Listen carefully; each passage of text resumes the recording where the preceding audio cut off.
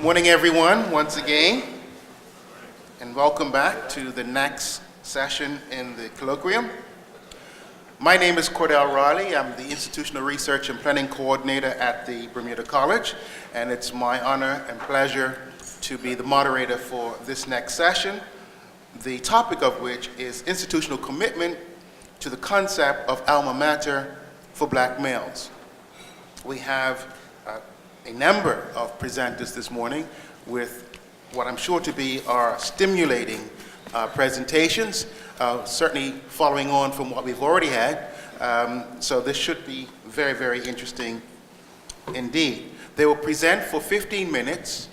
There will be a time for question and answering at the end of all of the presenters, so there will be no questions during the presentations, and we'll have time at the end for questions and answers. One more housekeeping rule. They will be giving a 5, 3, and 1 minute notice. If they go over it, there will be a bell at the back that will ring that will tell them to stop. And then I will use my discretion as to the method by which they will stop. Without any further ado, we're going to start off with Mr. Frank Tuitt, and the title of his paper is Making the Lives of Black Males Matter in College Classrooms. Please welcome Mr. Tuitt.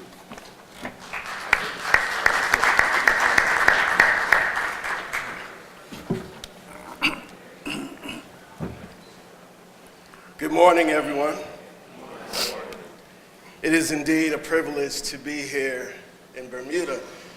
Listening to Brother Tyrone this morning, I had a sense of being at home, even though this is my first time here. I was born in London, England. My parents went there at an early young age. I was raised by Caribbean love of a mother from Guyana and a father from Montserrat and Antigua. And I've been hardened by the harsh reality of being a black man in America, and particularly being raised in predominantly white institutions for all of my educational experiences. So my talk to you this morning comes out of a larger project related to how we can create inclusive learning environments that respect and care for the souls of our, in this particular case, black males. And I'm focused specifically on the college classroom.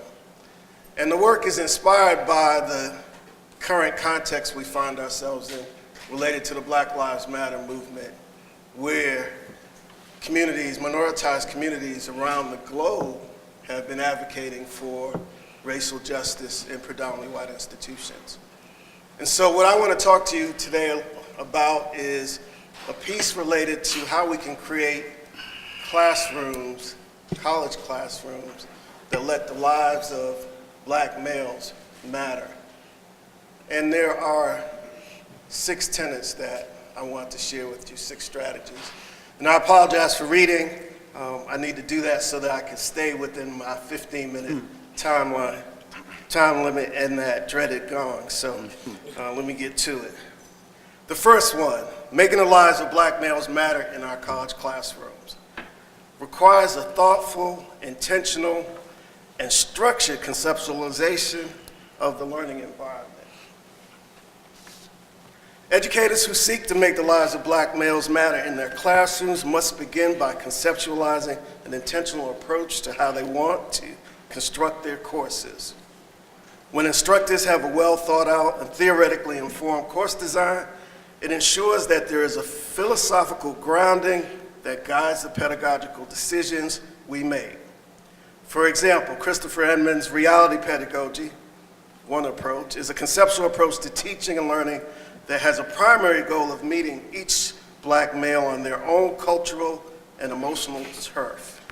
It focuses on making the local experience of students visible and creating context where there is a role reversal of sorts that positions the students as expert in his own teaching and learning, and the teacher is the learner. For me, I use in my praxis inclusive pedagogy combined with critical race pedagogy. And I use that approach to center the reality of racism in the teaching and learning experience. Second strategy, making the lives of Black males matter in our classroom requires interactive and dynamic, high-impact pedagogical practices that activate student voices and allow them to leverage their lived experiences in support of learning.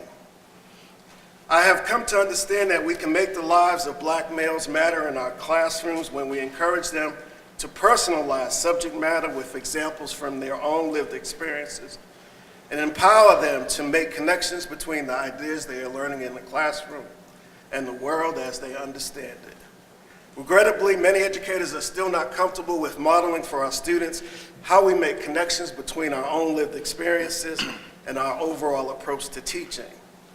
As educators seek to build engaging and dynamic learning environments, they will find it helpful to draw upon a range of high-impact pedagogical activities using a variety of interactive and dynamic pedagogical practices increases the likelihood that lives of Black males will matter by ensuring that the education is not only meaningful, but engaging. So strategy 3, to make the lives of Black males matter in our classrooms, we must create identity-affirming and socially just learning environments that recognize that Black males arrive in our college classrooms with multiple intersecting identities.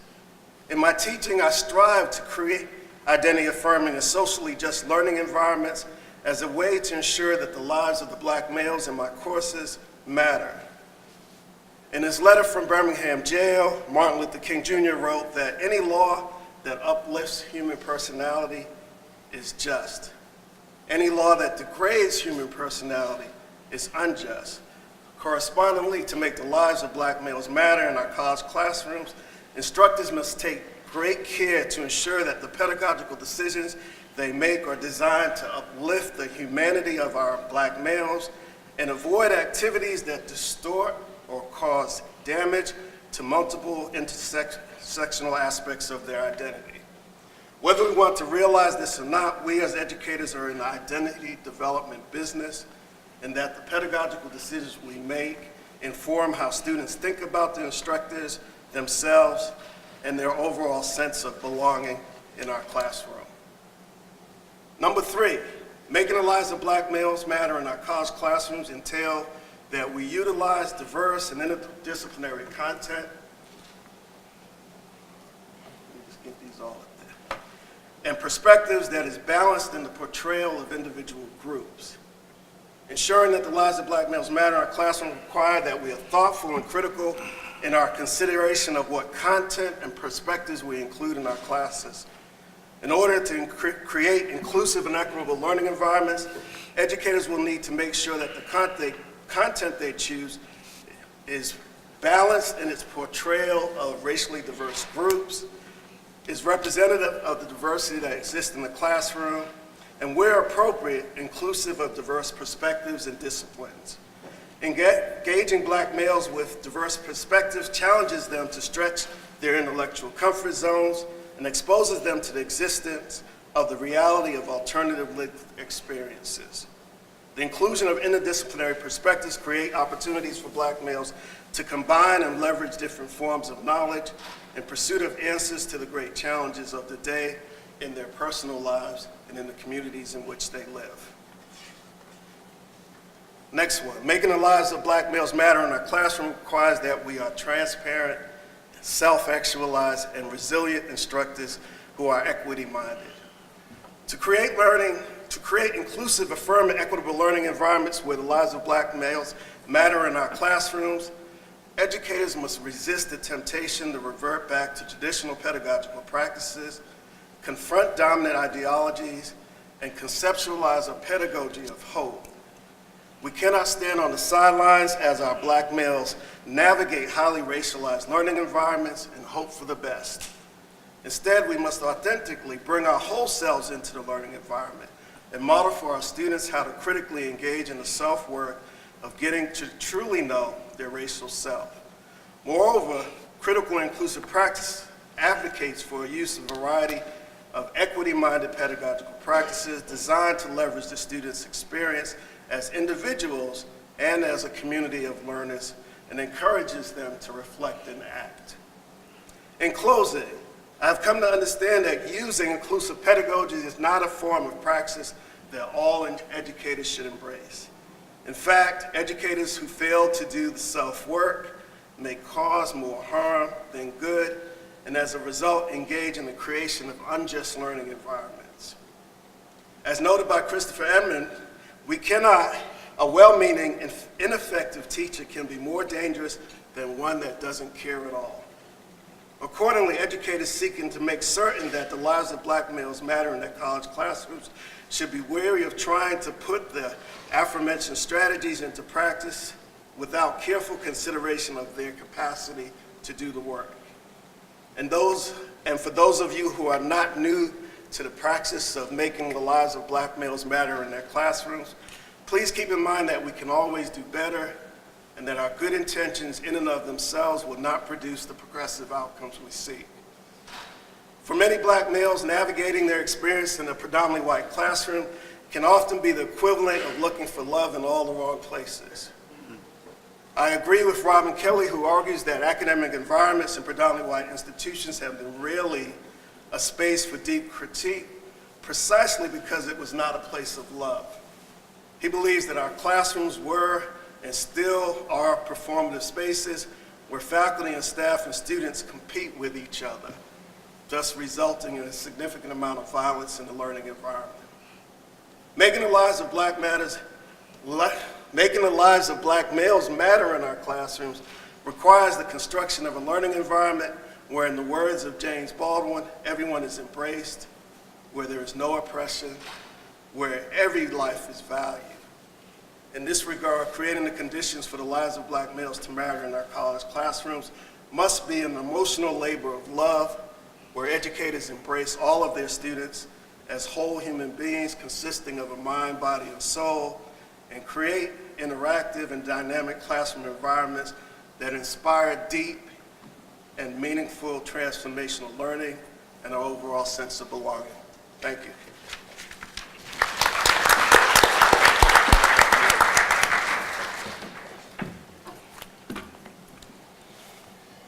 Thank you, Mr. Tuitt of the University of Denver. If all the other presenters are like you, then I will have a very easy job today. If I may summarize what he said, one of the things that stood out was that the content of education had to matter. And this is something that came up in the educators forum last night, that the content had to matter. Moving on to the next presenter, we have Mr. Norm Jones from Amherst College, and his topic will be Redistributing Responsibility, Critical Stakeholders, and Black Male Success. Mr. Jones.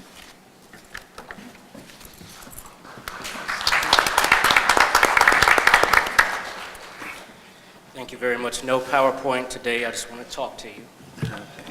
I want to talk about the subject of responsibility and what it would mean and look like to become more proactive, intentional, and strategic about assigning concrete responsibilities to various stakeholders in our campus communities. Part of the reason why diversity work is not more salient to the fabric and lifeblood of the academy is that we have allowed it.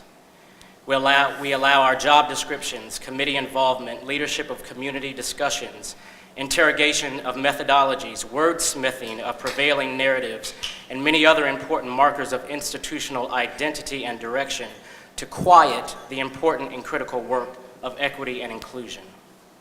So there is in fact a call, and it's specifically to those who sit in positions of influence, those who bear the title Chief Diversity Officer, Associate Provost, Provost, Program Director, faculty members, specifically those with tenure, department chair, search committee chair. There is a leadership imperative embedded within the work of diversity and inclusion, and within that embedded imperative lies the counter-narrative around black male success that struggles to find prominence amidst the clutter of diversity jargon and institutional rhetoric, and at times hyperbole. I want to offer some ideas or domains in which I believe much of the work connected to black male success lives. The first domain has to do with the act of reconciling rhetoric, which is to say there exists on any given day and in a variety of spaces, particular gaps between what the Academy espouses and what actually happens, what actually takes place in real time. And this gap has created spaces through which countless Black and brown students, particularly Black and Latino men, fall, because more attention is paid to grand pronouncements around institutional identities and plans, intentions and imperatives than is paid to what actually occurs. Why is this? Well, part of the reason for this is that it isn't necessarily one person's job to hold the institution accountable for what it says it's about or what it says it's going to do on behalf of marginalized and minoritized groups. Sure, one could argue that the president or the chief diversity officer or even the students themselves are responsible for this. But the work and the challenges found within the work are much more nuanced than that. We often forget that the Academy is the Academy for a reason. It houses smart people. And smart people, for better or for worse, whether consciously or subconsciously, have perfected the art of linguistic manipulation. We've learned how to set forth arguments, often in the form of elegant prose, to write convincingly about what a promise fulfilled looks, sounds, and feels like. And therefore, perusal of our charters, missions, vision statements, strategic plans, admissions policies, and the like often appear to satisfy our collective curiosity as to whether or not we really get it, whether we really understand the work. What I've come to realize is that the work is not in the development of plans. The work is in the concretizing of the actions that are tied to the plan and the memorialization of the intention to hold the institution accountable for fulfilling its promise beyond admission and enrollment, beyond retention and graduation, beyond persistence and survival. These markers and benchmarks are often milestones, but amidst them lies the day-to-day experience of students who don't necessarily come to the attention of the community because our standards for them are often something less than excellence. And this lowering of thresholds is a very action which causes many of our Black men to experience college in ways that has more to do with surviving than thriving. In my work, I have begun to lead with the prevailing narrative, an assumption that the institution proper, based on psychic forces in the culture, internalized the stigmas and stereotypes about groups and particular identities such that despite the rhetoric, it is this internalized narrative that gets played out in the articulation of expectations, all too often lowered around marginalized and minoritized folk.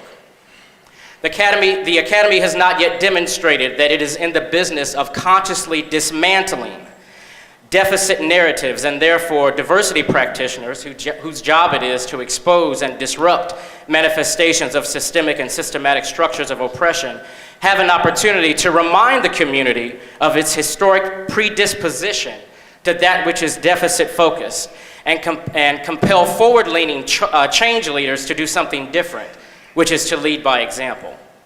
The second domain I want to cover is the unending work of educating leaders on the importance of language. The redistribution of responsibility means that it is not only the chief diversity officer or the Black studies professor or the assistant provost for inclusive teaching that must know and care about critical distinctions among the words that have come together to create the canon of equity and inclusion. There is a fundamental problem with anyone who believes the word diversity can serve as an acceptable description for the work of inclusion, equity, and equity-mindedness. These are not the same. And so Black males in particular are an appropriate population among whom these domains should be tested. We enter into the rubric of diversity, but when we move into the work of inclusion, critical gaps are exposed. I think it's safe to say the vast majority of institutions are not investing in or engaging in methodologies that position them to interrogate notions of inclusion and equity or equity-mindedness in the context of the Black male experience. But it behooves us to think about the ways in which doing so could literally transform the ecology of our campuses.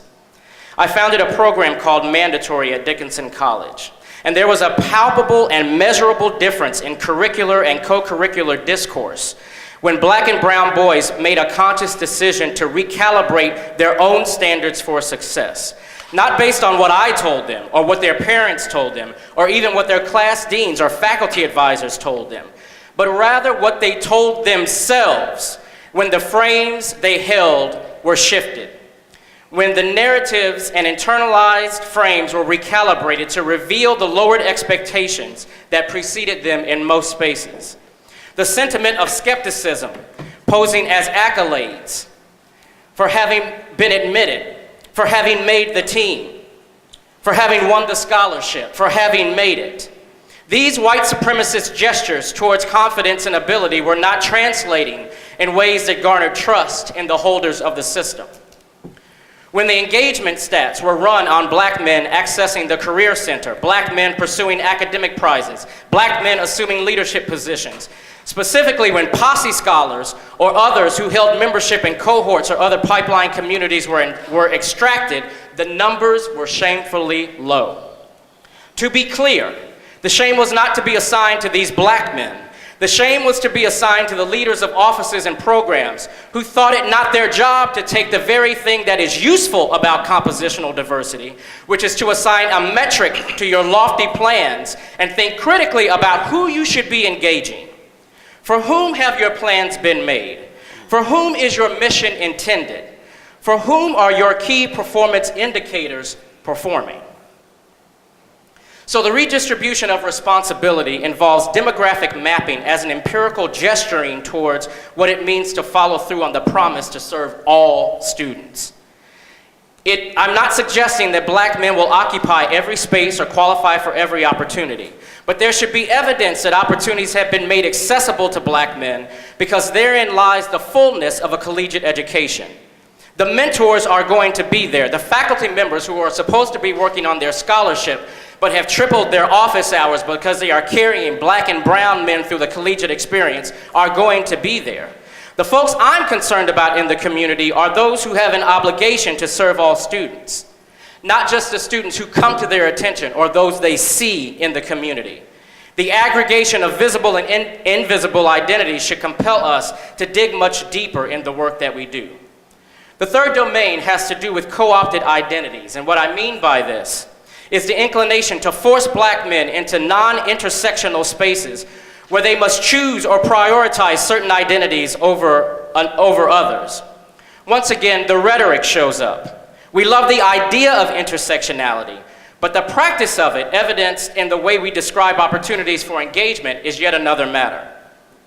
It involves the coach who does not chastise the player for taking a knee, because they have enough empathic competence to understand the importance of standing in solidarity with those with whom we connect. It requires the LGBTQ director to not do all of the programming in the context of pride, because black men who are part of the LGBTQ community identify with gender and identity in more fluid ways. Intersecting identities and reconciling rhetoric. In many ways, what critical stakeholders on our campus communities need to understand is that the clear lack of progress around the black male narrative forces us to remain backward-facing, to remind individuals of the ways in which fallacies about black men and our juxtaposition to success shows up in the configuration of programs and how outreach happens. The fourth domain has to do with specific spaces I see as connected to black male success, and what that means for campus partnerships. Career centers need to be about the work of collecting data around black male alums and their career trajectories. It is unacceptable to sit with the knowledge of black male notables among the alumni base or within the trustee community and not make clear and strong connections between those individuals and current black male undergraduates.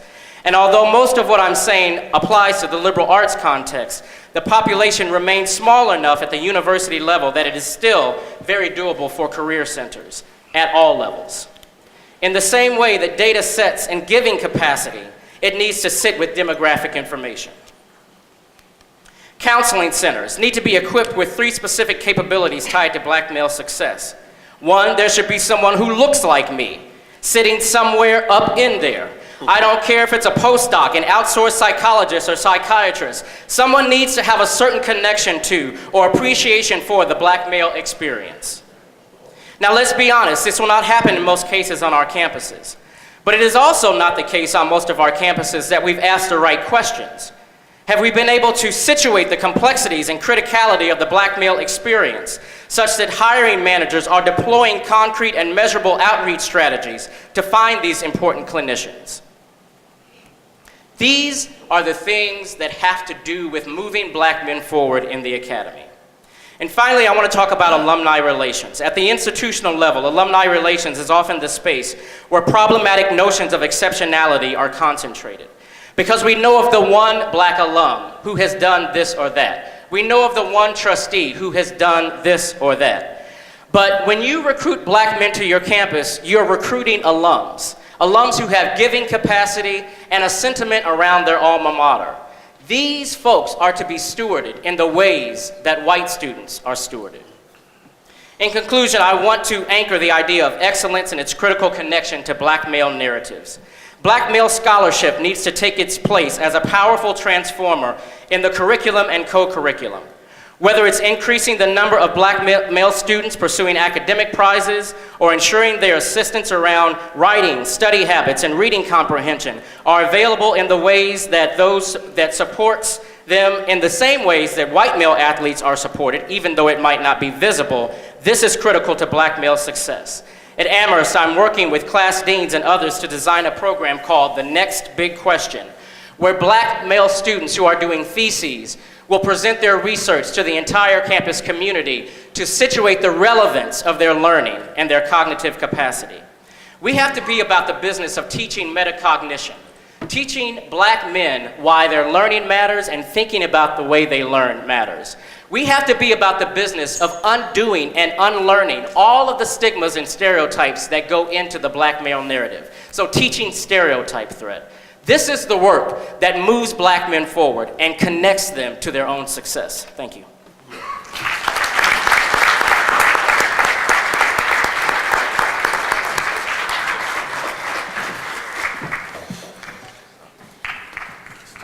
Thank you, Mr. Jones of Amherst College.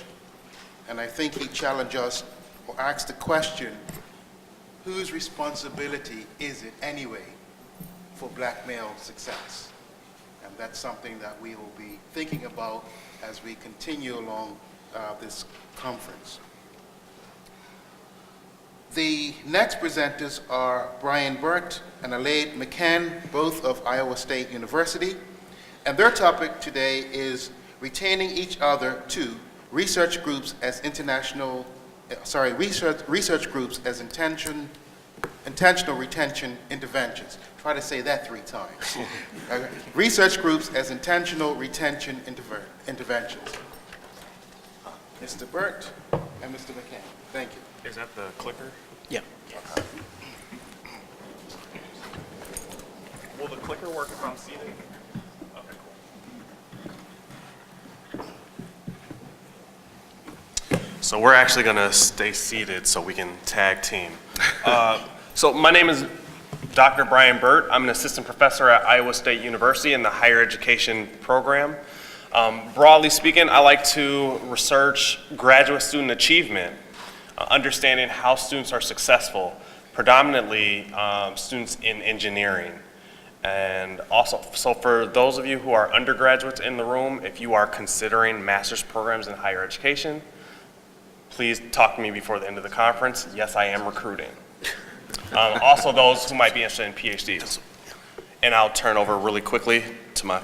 My name is Aladi McKinn. I am a second-year doctoral student at Iowa State University in the Higher Education Administration program. I broadly look at how institutions respond to coalition building and also looking at identity development within the face of student activism. All right, so we're going to talk about research groups as a retention intervention, right? So first of all, just so that we can understand or have a level playing field, for some of you in the science fields, you might be used to working in a research laboratory, right? So this is different than independent research where you're off by yourself. We're talking now about a collaborative experience working in a group. That's kind of what we're talking about when we're saying a research group. So let's start at the beginning though. So in the higher education literature, retention tends to be considered as something that's related to only the experience between the student and the advisor, right? Meaning that retention is solely related to whether or not the student is having a good experience with his or her advisor. That's generally how the research describes retention at the graduate level. But some newer research is also starting to suggest that it's not just about the interactions between students and the advisor. One's peers are also a major factor in whether or not students are retained or whether or not students persist from year to year. And so when we think about those things together, that it's both the advisor, the role of the advisor-advisor relationship, and the interactions between one's peers, we thought that a research group is a prime location with which to think about how students can be retained, right? So the research group, which includes, like I said, the interactions between both an advisor and peers, can be viewed and or should be viewed as a mechanism to facilitate learning and retention. So this paper that we're going to talk about today is very much so a work in progress, and we'll lay out a little bit more of where we are in terms of this study. But the predominant research question that kind of guides this project is, what intentional research group practices and activities foster student and faculty member retention? So that also is a slight shift. It's not just about how do research groups retain students. It's also how do research groups also retain faculty members, right? So inherent in this question is that there is a mutually beneficial outcome to some extent. So our guiding frameworks that we used were social cultural perspectives on learning, specifically social constructive paradigm, where learning and identity development occurs through social interactions. So social constructivism is an interpretive framework whereby individuals seek to understand their world and develop their own particular meanings that they correspond to their experience. So rather than meaning and are formed through interactions with others, we consider our dynamic multiple reality where we acknowledge each other's experiences and consider them valid. And another guiding framework that we use is also men and masculinities, what it means to be black and male. In addition to men and masculinities, we highlight the unique nature of experiences that men have, and that there are multiple realities of which means to interpret what does it mean to be a man and how we individually interpret manhood. All right, so briefly, just to touch about what our project looks like. This is a longitudinal autoethnography. Autoethnography means that we're basically studying ourselves, right? And longitudinal means that we're studying it not one time, but for, we haven't really set an end date, but let's say 4 or 5 years. That's the intention, right? And so the purpose is that as time goes along, we'll be able to chronicle our evolution over time, right? So it's a longitudinal study of ourselves. The way that we're collecting data is we have a research group, and we're going to share a little bit more about what the research group looks like. But at the end of every semester, the students within the research group engage in focus groups that an outside interviewer conducts the interviews, the focus group. Every member of the research group is also invited to reflect on a weekly basis in a journal. And so they're reflecting on their own experiences, and I also have my own separate journals. And so we use these interviews and these journals as our form of data. What we're doing for the purposes of this presentation, however, is we're isolating 2 people out of the entire research group, that of Alade and that of myself. So we're zooming in on 2 people out of the research group. And because it's longitudinal, analysis is ongoing. So we're constantly collecting data and we're constantly analyzing it. I don't want to say the challenge, but the consideration for that is that we want to make sure that we're still staying open to new ideas and new emerging new emerging findings, especially because the data is ongoing. So as we move into talking about our findings, or at least our preliminary findings, we need to situate who we are within the context of our study. So to situate our context, broadly, we're going to talk about, continuing assassinations of black males' image and body. As we know, and if you don't know, black males have been marginalized, disenfranchised, assassinated, which has given society a distorted, misconstrued image of black male and his body. Within the institutional context, just to funnel down, we situate ourselves at a predominantly white institution where there's less than 3% of black males enrolled at the institution and even less in the School of Education. So given the broader context of society and the institutional context, our research consists of 10 graduate students who are at different stages in their master's and doctoral programs, all specializing in different fields of education. I'm the only black male within that group, but our practices and activities include professional development moments, sharing member successes, subgroup meetings, data collection, analysis, writing, conference presentations, group gatherings, group solidarity, and times of condolence. Okay, so now that you have a little bit of understanding of what our research group looks like, what Alade and I did, we isolated our data and thought a little bit about what specific research group practices and activities aid in our retention. So what we're going to do is first Alade is going to mention some of the aspects of the research group that help aid in his retention, then I'll say the same for myself, and then we'll talk about things that cut across experiences. So I think this is my favorite point in the slide because it kind of tells my story. To provide a further context, Dr. Byrd plays a very significant role in the group. But as I mentioned, our experience is very unique because it's navigated in different outcomes, I should say. He plays a role of an advisor, a mentor, a research supervisor, in some cases a professor. And I just want to kind of take a pause and think about that for a second. So if anyone who's in a doctoral program that has someone who is your advisor, your mentor, your research supervisor, your professor, that's difficult to manage. And I'm speaking for myself, that it becomes difficult because you have to manage multiple relationships at one time. It's not easy, but it can be rewarding even though it's challenging because it's the complexity of this relationship helps retain me in a way that can be interpreted in different areas, as I mentioned here, within leadership, developmental advising of scholarship, and also valuing interdisciplinary research. And I just want to speak about some of them very briefly. So leadership, I know we are all born leaders, but some of us has never had an opportunity to showcase our abilities. So when you become and visualize yourself as a leader, something that happens called success can manifest specifically within this research group.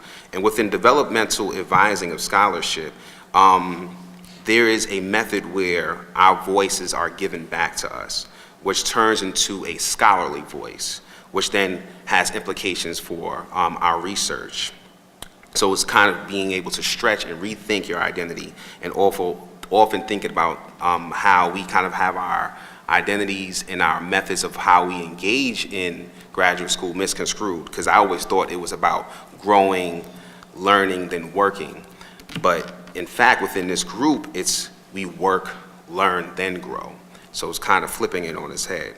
So evaluating interdisciplinary research, it's just basically broadening our intellectual understanding of collaborative research methods, thinking outside the box as he motivates us to think outside of higher ed and pulling in other methods to kind of think about our placement within this research group. So then as it relates to me, and thinking about how the research group retains me, 3 points that stand out for me is delegation of research tasks. Second one, trust that tasks will be completed, and then the last one, that my health as an important factor. So let me expand a little bit on perhaps two of those aspects. The first one, delegation of research tasks. It's interesting that as a graduate student, so much of the time is spent cultivating this independent scholar, right? They want faculty want us to be independent scholars. But then when you switch and go to being a faculty member, it's almost an assumption that now you need to switch back to being a collaborative producer, right? How to work with others. And so to do that though, it's a challenge when you've learned how to be successful being independent. So it's taken time, but I believe that, and especially through my own reading and reflecting, that it's been because of my research group that I've learned how to start working with other people again and letting go of tasks, now knowing that everything doesn't have to be completed by me, that I can start delegating things to my students and they will do it well. And it certainly has reduced a significant amount of stress and pressure on me, and knowing that I've built, or I'm building, a successful team, or partners rather. The second thing that I would probably mention, and that's the third thing related to health, I never would have thought that an outcome of having a research group would be improved health. But it has been, because I feel like the students who I've hand-selected actually care about each other, right? And so when you have these people who actually care about the success and the vitality of the group and the members in the group, they actually care about whether you're eating, whether you're sleeping, you have bags under your eyes, maybe you should leave, maybe I should take on some additional tasks so you can do other, other functions. I never considered that health was as much of an important factor of being a faculty member than I did now now that I have my own research group. And perhaps it's important to me, or it's become visible to me, because I'm seeing my students almost as a mirror reflection of me, and I don't want them to be unhealthy, like sometimes I feel like I am. So it's nice to know that students, or that the students in my research group, consider my health as an important factor. So again, we have 1 minute. So when we look now across our experiences, we talked about some things that make the research group intentional retention location for us. Right. And so we talked about some of those types of things, like what should other faculty and what should other students do to retain each other within these type of spaces. So the first thing that we talked about is that research groups and the members within need to share responsibilities for retention within research groups. Do you want to expand? Yeah, we're just talking about shared responsibilities and basically kind of playing a role where each of us have a significant task and duty, but it's not necessarily we're placed with these titles. We kind of eliminate the titles, eliminate the barriers, where we all collaborate together to kind of form understanding. The second one would be understand that the process is developmental and takes time. So the relationship that Alade and I have, for example, is not something that happened overnight, right? There's been bumps and challenges, especially as we get to learn each other, not only as scholars, but as Black men, right? And understand that we all have our own backgrounds and our own previous experiences, for good and for bad. And we'll answer any additional questions. I'll permit them 2 more minutes because some of the others have finished early. So you can I'll give you 2 more minutes. Okay, thank you. And the last one is to be aware of the unique and similar challenges and navigate these challenges together. Yes. So we understand that, and each individual in the group has their own unique experience, as I mentioned before, and we have our own challenges, but we understand that in order to wait for us to navigate them and kind of build camaraderie amongst each other, we have to be aware that our individual issues or tasks or abilities, that things that we have, that we can share these things together. We can actually grow together, we can actually learn together, and we can actually produce together as we have been. So it's also this paying attention and being aware, but also kind of thinking about how to build together to kind of form understanding within the group. Thank you.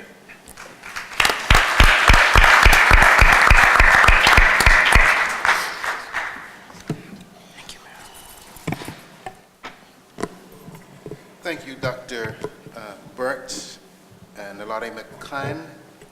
I think what I picked up from that was that working in groups help to determine the success of not only students, but also of the educators themselves. So we thank you for that. Last but not least, we have Eric Hines of the University of Connecticut, just down the street from my alma mater, University of New Haven. And his topic will be Overcoming the Odds, First Generation Black and Latino Male Collegians, Perspectives on Pre-College Barriers and Facilitators. Mr. Hines. Good morning, everyone. Will you allow me an extra 2 minutes as well? I will actually, yes. I'm kidding. Start the clock. So, my research is on black male achievement, particularly looking at the pre-K through graduate school context. I want to acknowledge that New England is representing at the table this morning. I have a brother from Amherst College, Brother Tuitt from Connecticut, and myself from UConn, and the other brother from New Haven. So to have all of us in one room across the country, we couldn't even get that done in the States. So I just want to acknowledge them here. I'm an assistant professor in the Department of Ed Psychology, specifically in school counseling. I look at college and career readiness as well as parental involvement. So today, my presentation is really an impetus for what we started at the University of Connecticut, our Scholars House Living and Learning Community. A Scholars House is the scholastic house of leaders who are African American researchers and scholars. The Living and Learning Community is really about improving our graduation rates. Currently, our graduation rate for black males is 55%, and our overall graduation rate is 83%. So for now, we're really just trying to figure out what are some of the issues that are going on with our young men and with our institution, as Brother Tyron Douglas said earlier. Some of the systems play a role in our academic success. The other thing I want to add before I get started is I would be remiss if I didn't mention my colleague, Dr. Joseph Cooper, who is in sport management, and his doctoral student, Michael Corral, who helped me with this paper as well. Dr. Cooper is interested in students of color who play sports, especially around career development and graduation. So the purpose of this study is really looking at the pre-college factors that contributed to the college enrollment and persistence of first-generation Black and Latino male collegians. So the other issue with our university as well as the state of Connecticut, is that we have a high Latino population too, particularly Puerto Rican and Dominican. The smaller sub-piece of this study is we're looking at the pre-college barriers and pre-college facilitators that we also saw as themes in this larger study of looking at the academic and social experiences of black males really being salient to their preparation as first year and second year students, freshmen and sophomores. Also with this study, I added recommendations for administrators, school counselors, and teachers because the preparation starts in K-12 for them to be successful at the college level. One thing that I want to talk about with UConn too is that we're a very highly selective institution, so a lot of our young men who are coming in are top 10, 15% of their class. So we find it problematic that we're only graduating 50% of them. So we need to really do something about that. The rationale for this study is really about discussing, or looking at rather, the myriad of hurdles that first generation college students come to the table with, especially around support academically, socially, and emotionally. We also wanted to look at some of the barriers and the facilitators of their college enrollment that really influence them to want to attend our institution. And also, again, it's a part of a larger study to really find out what is happening at our institution academically and socially for our young men.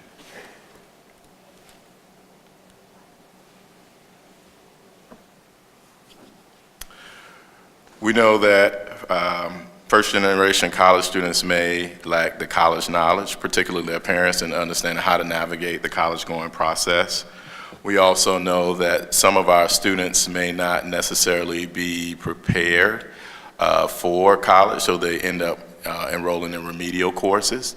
They also usually end up enrolling in our summer preparation programs. I know some of you all have heard of the TRIO program, Student Support Services. We have a lot of students that come through our Student Support Services program and actually do well and end up in other experiences such as study abroad. We know that students who tend to be first generation are coming from lower income families, and also they may receive minimal parental involvement or support in planning for college. So in reviewing the literature as well, we looked at two studies, one from Sean Harper and his associates, as well as Cerazo. And what we found, as well as what they found in the literature, is that a lot of our students, they did well in high school, but they were unprepared for the rigors of college. They also used cultural capital, resources and knowledge through either documentation or individuals, and they were determined to get to college. We also know that participants saw that their families were struggling financially, and they used that as a motivation for attending college. I myself, speaking personally, I used that as well. And we also see that high teacher expectations, as well as community members and other school personnel, really played a role in these high achieving young men, Latino and Black, as a pipeline for them to get to college.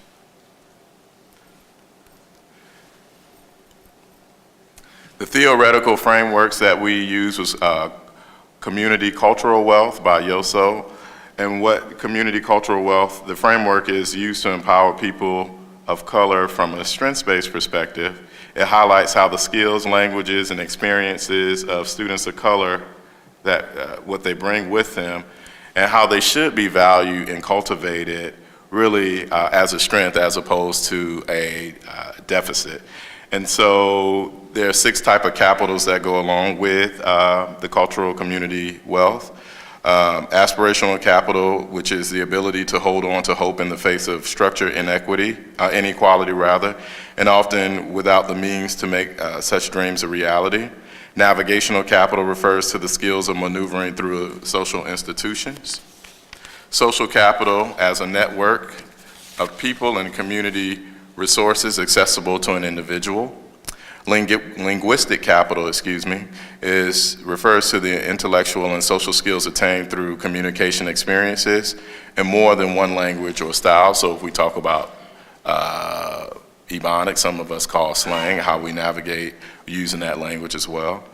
Familial capital involves cultural knowledge nurtured among family that carry a sense of community, history, memory, and cultural institution. And lastly, resistant capital refers to the knowledge and skills fostered through oppositional behavior that challenges inequality. Each of the aforementioned forms of capital inform the purpose, data analysis, and interpretation of data for the current study in an effort to empower and magnify the voices and experiences of first-generation Black and Latino males.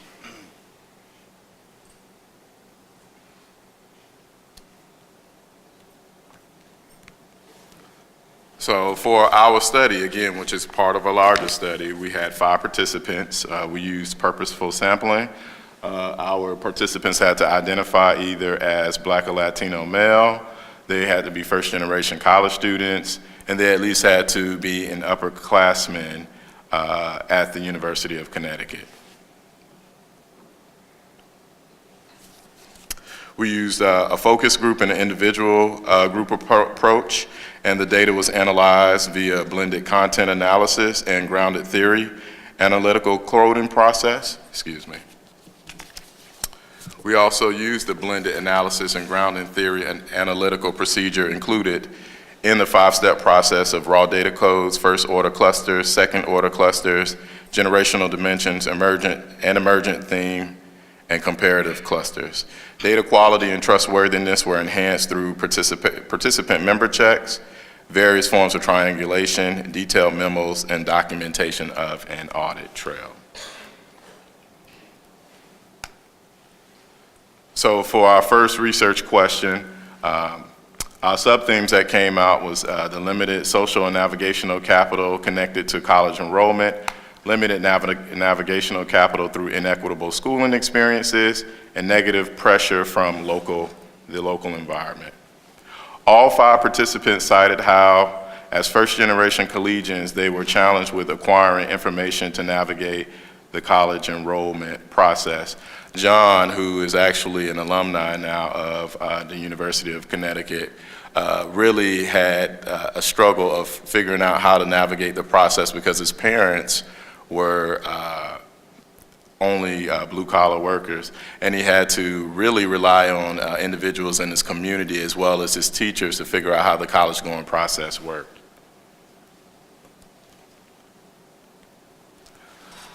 Limited college preparatory and advanced placement courses in high school.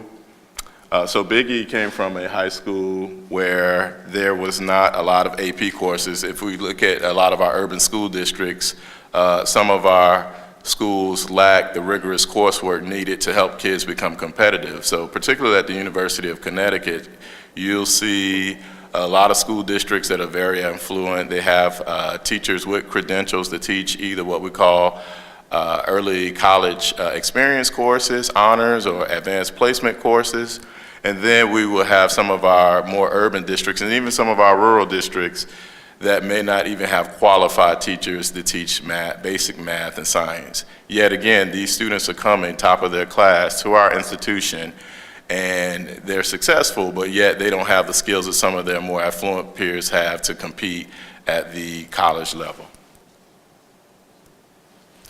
Also, through the limited navigational capital through inequitable schooling experiences, school personnel treating students differently based on perception. So a lot of our men, unless our school counselors or teachers really knew who they were, they really didn't think about helping them with college until they actually were motivated to ask these individuals to help them in the process.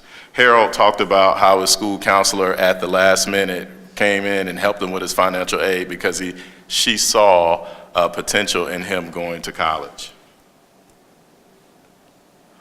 Also, many of our participants had challenging out-of-school environments. So a lot of our students are living in neighborhoods that may not necessarily be safe. And so not only thinking about how do I excel in school and really achieve my career aspirations, basically they're figuring out, can I survive? Can I make it from one day to the next? I think we see that in a lot of the media in our urban cities where some of our students are in communities, and if they're walkable communities, they may have challenges getting to and from school, and also having that pressure of either joining some of their peers who are not doing so well, or being ostracized. So the second part of our results is looking at the pre-college facilitators. So we know that strong family aspirational capital for educational attainment played a role, constellation mentoring, social and aspirational capital through involvement in purposeful extracurricular activities, aspirational and resistant capital to overcome negative environments, and also navigational capital through the enrollment in college preparatory courses. So Notorious, who was one of our first-generation Black collegians, saw that his extended family members played a role into him getting into college. So many of his cousins were going to college, and so as a result, he wanted to go to college and do better for himself as well. Constellation mentoring, all of our participants had individuals in their life who played a role in helping them not only be successful, but encouraging them that there is life beyond their current circumstance and that college can be a gateway to not only career success, but economic success. And it's an opportunity for them to come back to their neighborhood and their community as well to show other young men that they can come to the University of Connecticut and do well also. A lot of the students received critical intervention support, basically whatever resources they needed at the time. There were people in their Constellation network, which was basically mentors and coaches that assisted them in ensuring that they had everything they need, from either having money to take the SAT or having money to apply to the school, to, for some of them, putting a deposit down on their college living situation, a dormitory. All the individuals were purposeful in what they were involved in. Can I take advantage of those 2 minutes? 2 minutes. Yeah. Okay. So real quick, the individuals were very purposeful in their activities. They saw that these activities not only helped them be prepared for college, but they were encouraged by their families as well as school personnel to be involved, which kept them out of trouble and kept them focused on what they needed to do to be successful in the classroom, as well as thinking about college. So a lot of our students had social structural barriers they had to overcome. Simply going into a school where everything is outdated, some things are not working, equipment, and not even having computers. Some of our participants saw that life at college could be better than their current learning situation. So I'll go to the recommendations real fast. So one of the things that I want to encourage teachers, school counselors, and administrators is to really look at the enrollment data. We call it access data in school counseling, to figure out where Black and Latino males are enrolled. Are they disproportionately in special education as opposed to AP and honors courses? Are there school counselors there really leading them to opportunities where they can be college and career ready? And also, school counselors, utilize your school counselors. They can work with teachers in identifying students and helping them enroll in the courses that will get them into a 4-year college, particularly if there is one that's highly selective. The other piece is, how do we create academic plans for Black and Latino males as early as 6th grade, to where they're thinking about their careers, they're thinking about college, and they're also thinking about life beyond their education. One of the things that I think about in my research is that we often focus on going to college, going to college, going to college. You need to go to college, you need to be in college. But we really don't cultivate what are their career aspirations. Do you want to be an astronaut? Do you want to be a pilot? Do you want to be a school teacher? Okay, what do you need in high school? What do you need in middle school that will best prepare you for taking those courses and excelling in college so that you can get to your career path? And that's one of the things that we should encourage our school personnel. Thank you.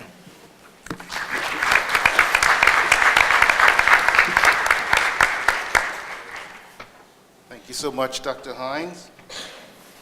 What I took from that is the challenges that Black and Latino males face going into college, first prior to going to college, and then even getting into college, just even the enrollment process, and then other challenges as they go along the way.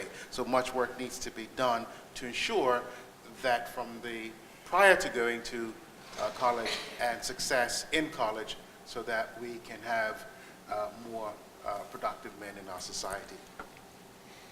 Well, thank you for being such great presenters. You've managed to remain in time. Now we're going to open the floor to questions. I do ask that you direct your questions to one of the presenters, and the question should be on the topic that they have presented.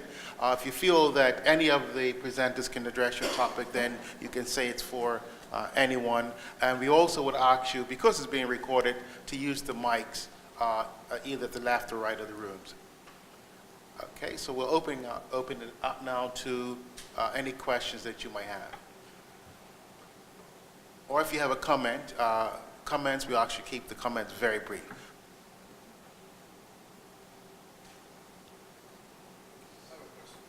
Okay.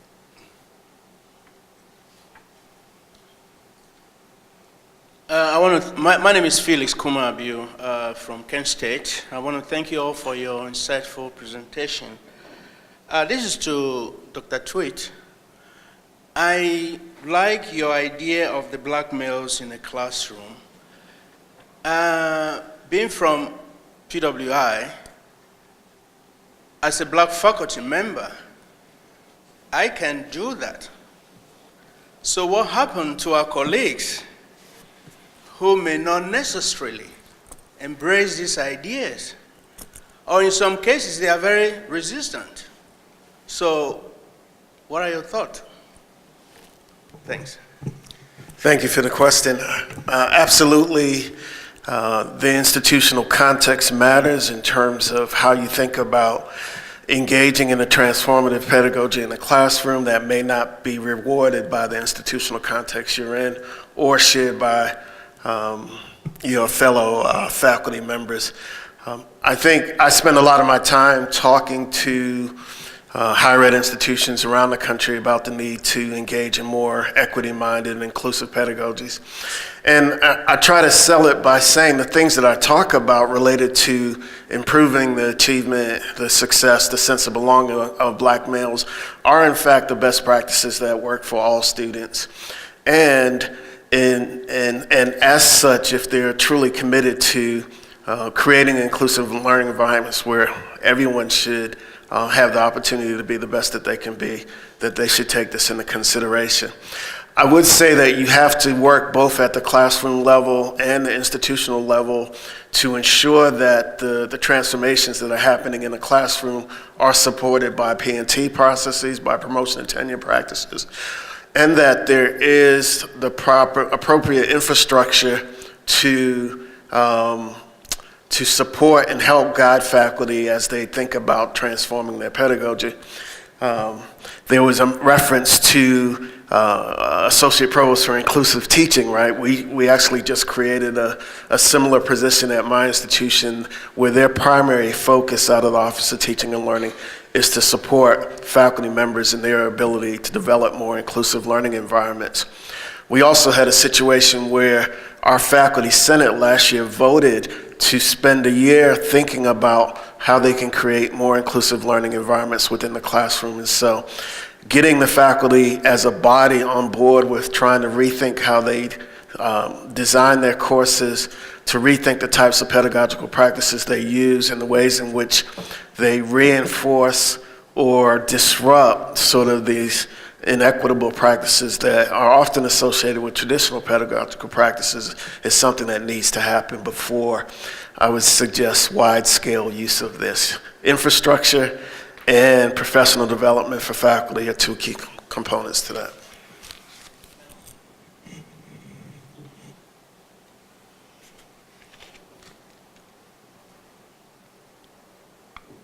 Good morning. My name is Melvin Bassett, a fellow of the Bermuda College. I'd like to start with a comment, and then I have a question.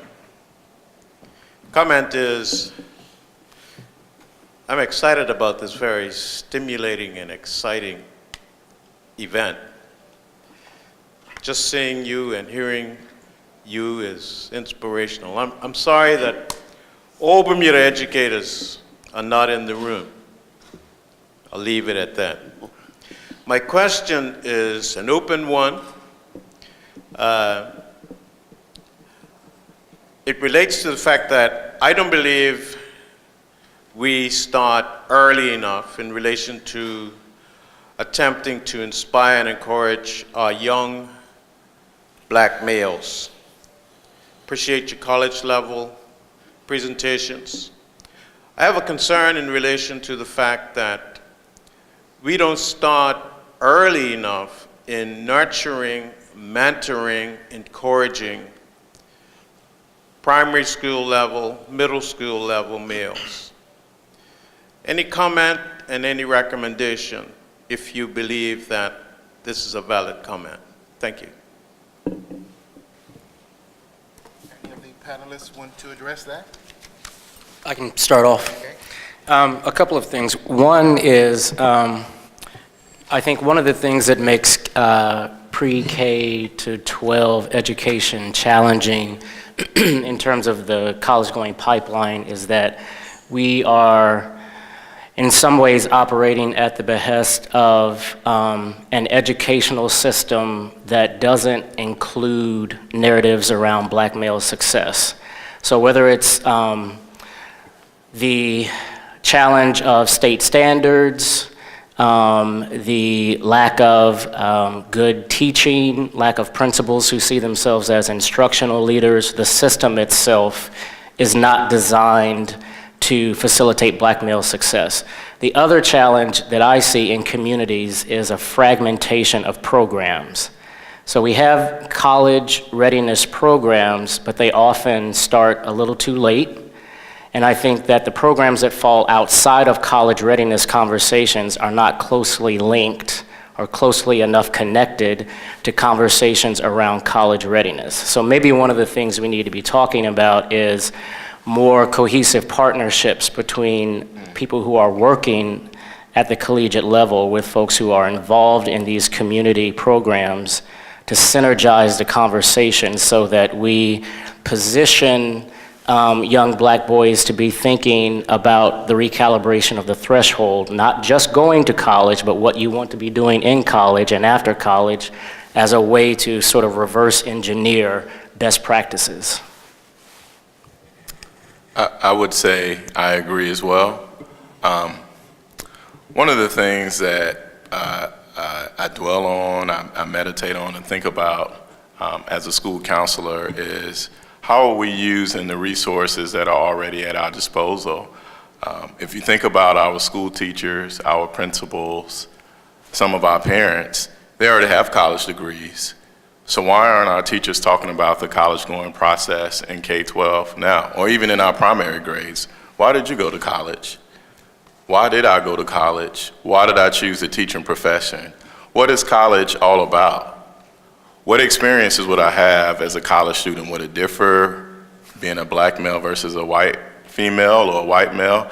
I think really using the resources that we have at our disposal, particularly for communities where teachers reflect their student population, that can really be a stimulating experience. I'm going to also reference Dr. Gil Whiting. He is in the room as well. One of the papers that I always look at is his scholar identity model. How are we training young men to be scholars at an early age? What programs are we putting into place? And he has a paper online which you can preview that will help you too. The other piece is, are we utilizing school counselors? School counselors are really trained to help students be academically successful.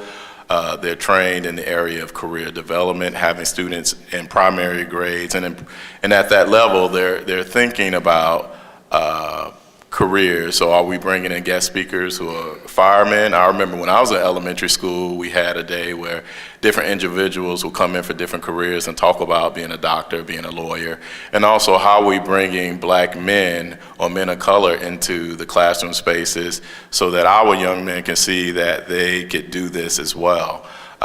We talk about this even in our learning community. What type of experience have they had that facilitated them to be engineering majors, to be cell and molecular biology majors? So that's one remedy I believe could help. And also using college going and career curriculum. Usually school counselors have curriculum that is designed around college readiness and career development. I'll just say something briefly, or at least in my head it seems brief, but so in my study of black men engineers, one of the first questions I asked them is, what got you interested in engineering? And it's interesting because I haven't been able to really make sense of what this paper is and what they're telling me, but this common thread is that all of them had some form of encouragement than when they were younger, right? In ways that in other traditional ways weren't seen as cool, right? These are the guys who watched PBS instead of going out and playing basketball. These guys, somebody in their family or in the community took them to the museum so they could play and build Legos or, you know, whatever was going on the display at the museum, right? They had some early forms of encouragement from people who didn't make them feel uncool for being interested in science. Similarly, I'll use my nephew as an example. this guy, this kid has a mouth on him, right? And so he's getting in a lot of trouble right now. And sometimes I just want to scream at him and choke him, but then I have to remind myself, he's actually displaying early signs of brilliance. Like, this kid could be a lawyer, the type of rationalization skills and the other things that he's displaying, right? But he's looked at as a nuisance. And so to answer your question, I do agree, but there's a couple questions that came to mind is, what do early signs of excitement look like? And how can we as a community help to nurture early skills and signs of brilliance? Right? How can we identify early signs of brilliance? And it may look different. I think to unpack that, we have to think about our traditional views of what something is supposed to look like, but then also it's complicated because it's complex thinking about what it means to be black and male, right? And to be excited or to show early signs of brilliance in something. So I think it's very complex. Just one last thing, sorry.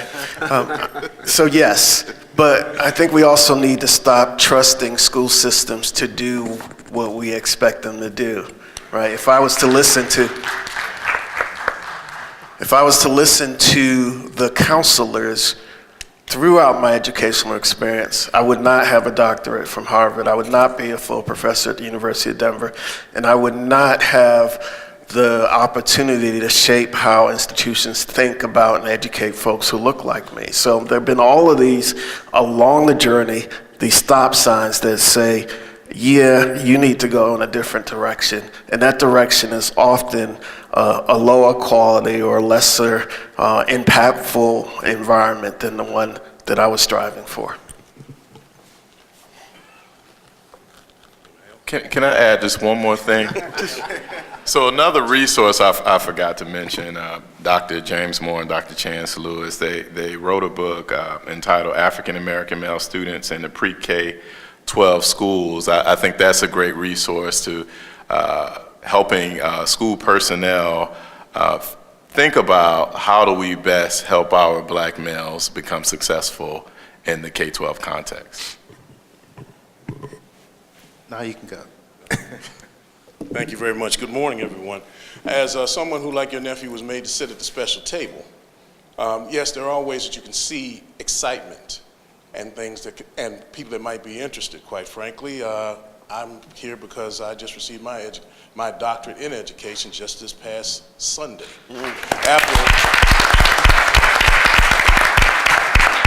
After working 31 years as a police officer in the Montgomery County Police Department and formulating a rites of passage program, I'm seeing all of these things that you have up here have it's like braiding hair. They all relate. Black lives do matter. How do they matter? Well, if we redistribute the responsibility amongst our people and we start with the responsibility, frankly, in the 3rd grade, that's the first time I ever had a black male teacher. And because of that, that inspired in me thoughts of widening my horizons. Now you talk about retaining each other and keeping each other going. There was words of encouragement, there were words of discouragement also, and I grew up in the Washington metropolitan area, but you also had that encouragement to go ahead, go forward. You mostly got it from the older folks because the younger folks didn't know enough to know enough. But you had folks who said, go, go, go. Now, in that same respect, are there any fraternities or sororities? Well, no sororities, fraternities here. Because if you have fraternities and you're talking about retaining black males in college, why not have a fraternity that doesn't work at the university level, however step down to the junior high or middle school level or the elementary school level where we start teaching the etiquette that goes necessary to get you to that point. Let's face it, as males, we are our egos are very, very fragile. And what that means is if we don't know how to ask for a ticket, then we're going to shut up until we see somebody else go ask for the ticket, then we're going to do the same thing they did. But if you have people to tell you, here's how you ask for a bus ticket to get someplace, and here's how you say grace. I was explaining to a beautiful young lady this morning. For a lot of us, we don't even say grace. Why don't we say grace? Because we're stuck with God is great and God is good, and we thank Him for our food, by His hands we all are fed, give us our daily bread. But if you can give them a mature way to express grace, they'll do it in McDonald's. Good Lord, we're truly thankful for what we're about to receive. Our nourishment, you blessed in Christ, our Savior, amen. See, you change little things like that, and then that suddenly starts making them widen the horizons. You're absolutely right. If you were waiting for someone to tell you that you could be a doctor at Harvard, you'd be waiting tables or chopping cotton, quite frankly, because quite frankly, you're not going to get that but from a certain group of people. But there is a such thing as resiliency. inside and outside. It comes from football coaches, it comes from all the people in your neighborhood. That's exterior, but inside, someone instills in you that ability to do those things. And my question is, why don't more of the fraternities, and I'm one of them, I'm a Q, why don't the fraternities step up and start, and I know we got Project Enrich and all that kind of stuff, but no, don't just keep it there for the high school kids. Step down and start talking to the junior high school kids and elementary school kids. And just like you said, your nephew, loudmouth, run off in the mouth all the time. That is a display of brilliance that some people try to sequester, mainly because as a black male, your view, they look at your movements as exaggerated. I know what I'm talking about here. Been a cop for 31 years, folks. You want to know the truth? I tell you the truth. You ain't gonna like it, but I'll tell you the truth. Scared to death, folks are scared to death of me, and I'm probably the only one to save their behinds. But I'm dressed like this, they don't know. They don't know. They grab up their purses, they're scared that big black man may come and grab me and take me away. They are afraid of us. They are afraid of it. The police department that you have now, and I was a lieutenant when I retired, taught cops, so I know what I'm talking about. You're afraid of us. And a gun in the hand of someone who's afraid is a dangerous thing, and mistakes are going to be made. It's okay to be cautious. It's not okay to be afraid. And that's one thing we have to remember, and that's one thing we have to change. The change agent has to come. And you talk about we have to teach them teach our young men who are going away to college how to address not only their own peers, but the police. What good does it do if you can get to college, but you're not going to survive in there, or to get there? Those are things we have to address now, not after a while, because you're all esteemed and great men. But how can anybody be exposed to your greatness if they never get there? Thanks. Thank you very much. I think we have time for one more, if you want to stay. I just want to respond to his comment real quick, just briefly. So thank you, Brother Omega. But we just was having this conversation not too long ago, and it's about, I think one thing that you mentioned, that you said that it was like where the people are afraid of the police. And I think more importantly that we are afraid of ourselves and afraid of the capabilities and afraid of responsibilities that we have in our communities. And I think that when we limit ourselves based on credentials or titles or papers or et cetera, who sits at the table, then we kind of limit ourselves to the responsibilities that we have in our communities. And we do, all fraternities and sororities do the work within the communities, but to the extent of how we visualize ourselves and what we think we are capable of doing is the issue. And I think that if we kind of do some fine tuning in-house, getting our house in order before we decide to look outside and outsource, then we'll be able to be more successful in our task. I'm not in the fraternity, but one of the things that I would want to mention is how do we broaden our exposure to other young men who may not be in fraternity. I could speak to so we have 50 guys in our living and learning community now, and a lot of our young men are from the urban areas in Connecticut, excuse me. And one of the things that they wanted to do, they came up to me and they said, Dr. Hines, we want to do outreach at the elementary school in our different neighborhoods, East Hartford, New Haven, Bridgeport, Hartford, and we want to put a coalition together. So with our living and learning community, in addition to the student support services and another organization called BROS, they're putting together a delegation to go out to these school districts to reach these young men in the elementary school. Because you're right, some of these guys said, I barely made it to college, and I had individuals who helped me, but how do we go back and make sure that we can continue the legacy, not only of this learning community, but having other black men come to the University of Connecticut. So I would also encourage you to look at, even at your local universities, what other black male organizations are out there that could do community service and outreach, and how could we do fundraising? I'm working with a school district now to actually bring students up to UConn. I think it does wonders when students can see what college life looks like, what black men look like walking on the college campus. I know for me, a different world played an integral role of me wanting to go to college. I didn't go to an HBCU, but I was like, oh, look at Dwayne Wayne, look at Whitley Gilbert. Dwayne Wayne got his PhD in engineering. So some of these guys, I think, will be inspired by some of the same things that we were exposed to if we continue. I think you talked about developing partnerships between the university and, in this case, the school and the community. Okay, our final question for today. Okay. My name is Tashiana Lipscomb. I'm an undergraduate student at the University of Wisconsin-Madison. This is specifically for Norman J. Jones, but if anyone else has an answer, feel free. You spoke about faculty and administration having certain obligations in their roles, specifically tenured positions, but for faculty who may not necessarily, who are viewed as having limited power and often viewed as mouthpieces, but still have a seat at the table, what does it look like for them to advocate for students and to kind of be an ally in faculty and administration, keeping in mind that some of these positions are fairly easily replaceable? Excellent question. So one of the things, yes. So one of the things that I think is important to situate at the administrative table are better data sets. For example, institutions typically have pockets of overrepresentation in visiting, lecturer, non-tenure track lines as it relates to faculty of color. And we also know that there is a kind of tax around student advising and other forms of service that don't count toward the tenure process.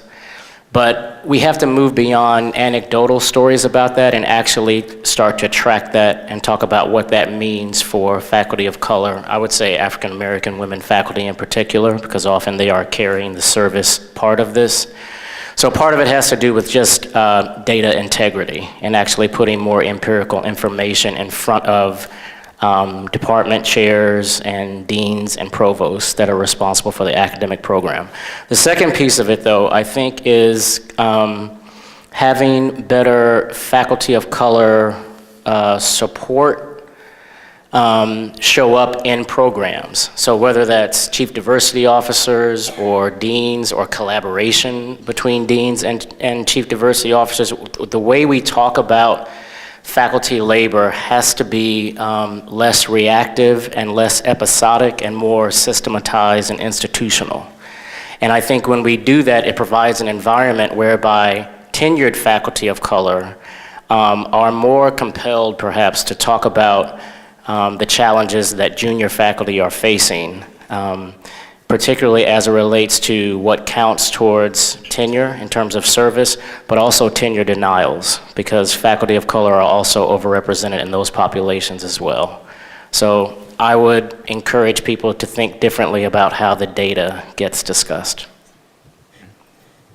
I just want to mention something real quick. I'm a graduate student, and I have a lot of issue with faculty who I'm out there, protesting and feeling like I need to form some coalition to kind of give a voice to students who are unrepresented, and also trying to, I guess for lack of a word, I'm assuming that I was fighting the faculty's fight, right? Because they can't be out there, and they can't do this or they can't do that because of restrictions, institutional differences, et cetera.